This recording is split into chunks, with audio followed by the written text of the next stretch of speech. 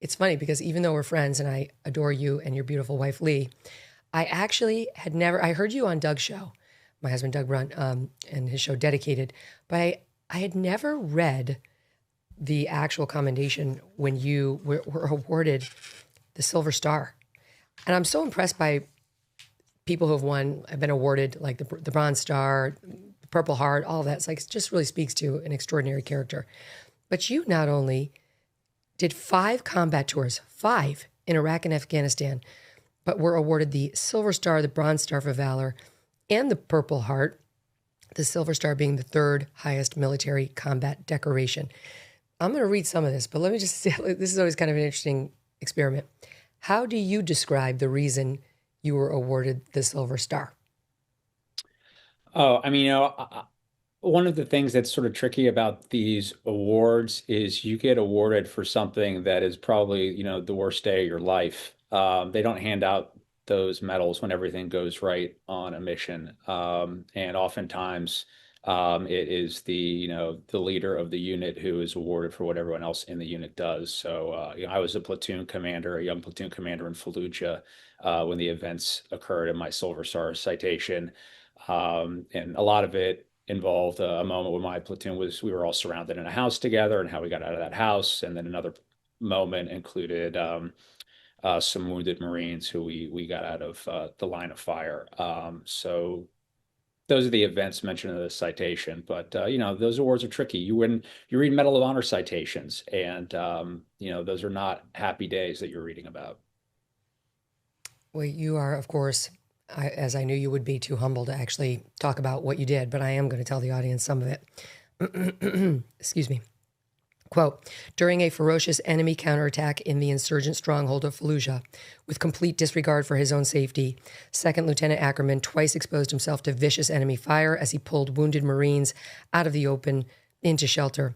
When the amphibious tractors sent to evacuate his wounded men could not locate his position, he once again left the safety of his covered position and rushed through a gauntlet of deadly enemy fire to personally direct the amphibious tractors toward his wounded Marines.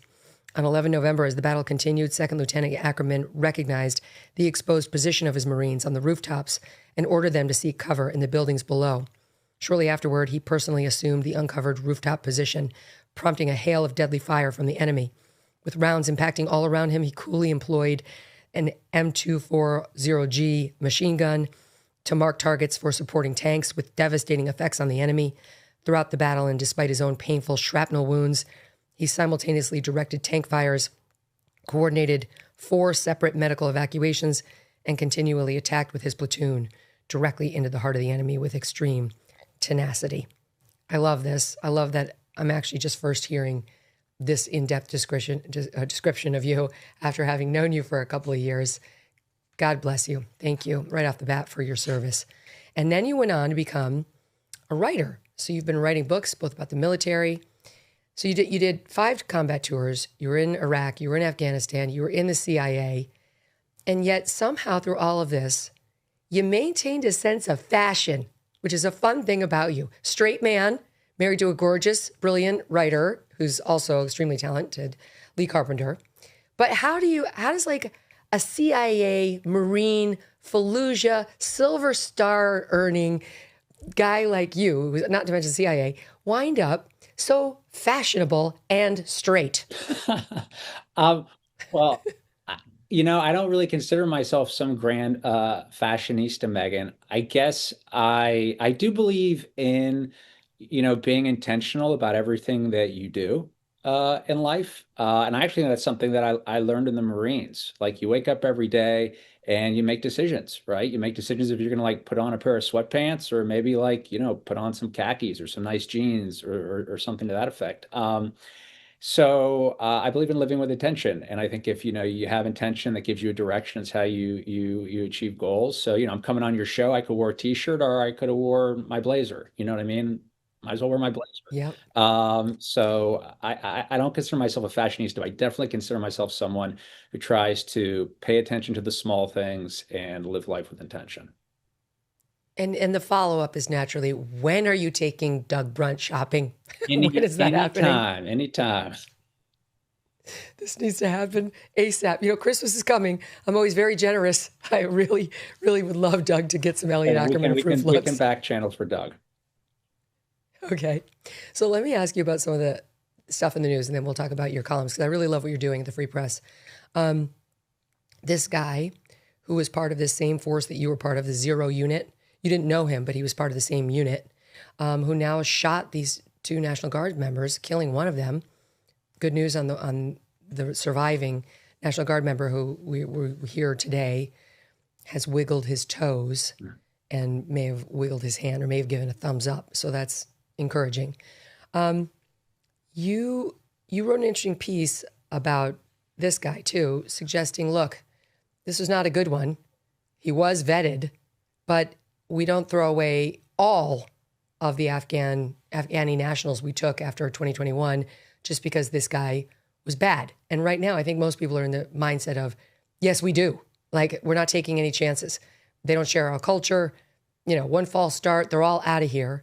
You make a compelling case that, you know, not so fast. Explain. Well, you know, when I worked in the Zero units, you know, our mission was we went after very high level Taliban and Al Qaeda leadership. I mean, I remember the first day I showed up on the Zero unit, literally the first night working with that unit, I went after a top 10 Al Qaeda target, a very bad guy in the Korangal Valley. And standing next to me on that mission, it was basically there were like 3 Americans and 250 Afghans, and we got that guy that night. You know, and we worked, you know, longtime members of SEAL Team 6, the U.S. Army Rangers. And, you know, what happened in D.C. is inexcusable, completely unacceptable. And I understand for most Americans, it's sort of an abstraction. You know, they have no idea what the Zero units are, and suddenly they're in the headlines, and that can be scary. So, but from someone who's spent time in those units, I'll tell you, you know, my war buddies, many of them are Afghans, and we did everything that I did with, you know, the Marines you mentioned in that citation. I mean, we fought together, we bled beside one another, you know, and many of those Afghans died, and they died not because they wanted to live in a backward facing Afghanistan that included practices like, you know, Bachabazi and the Chai Boys, which I listened to your previous segment. But they wanted to live in an Afghanistan that's forward looking and different. And that didn't work. So does that mean we should open the floodgates to every single person in Afghanistan who wants to come here? No, I wouldn't argue that.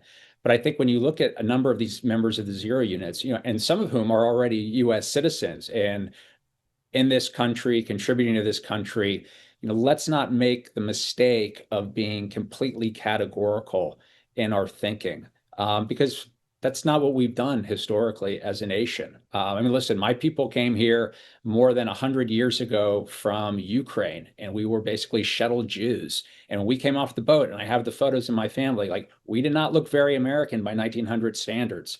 So I just think, you know, there's a real conversation going on in this country about immigration. I think it's a worthy conversation. You know, administration. It does not seem like this is an issue that we've gotten right.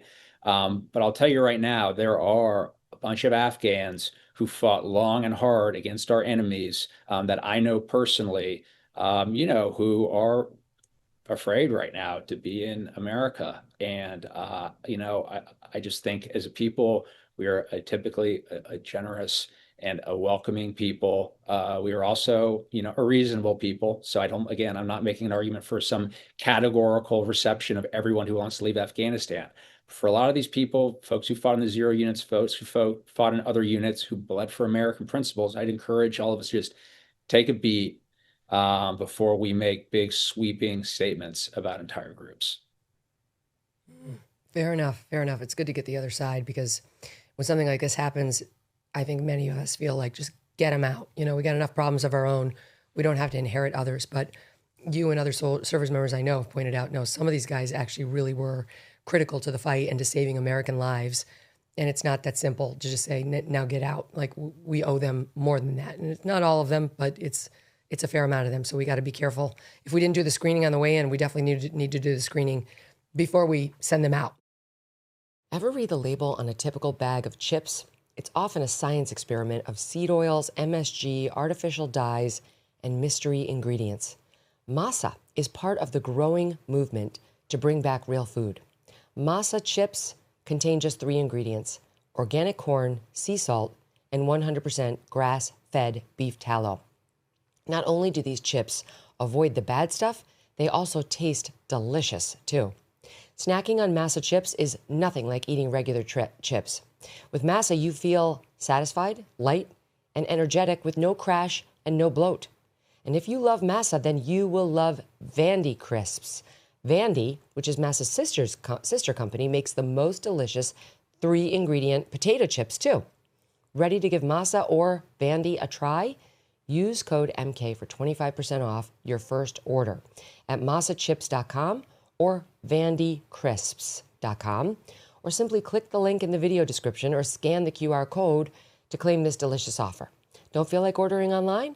Masa and Vandy are now available nationwide at your local Sprouts supermarket. Stop by and pick a couple of bags up before they're all gone. Thanks so much for watching. If you like what you just saw, hit the subscribe button for more clips and full episodes.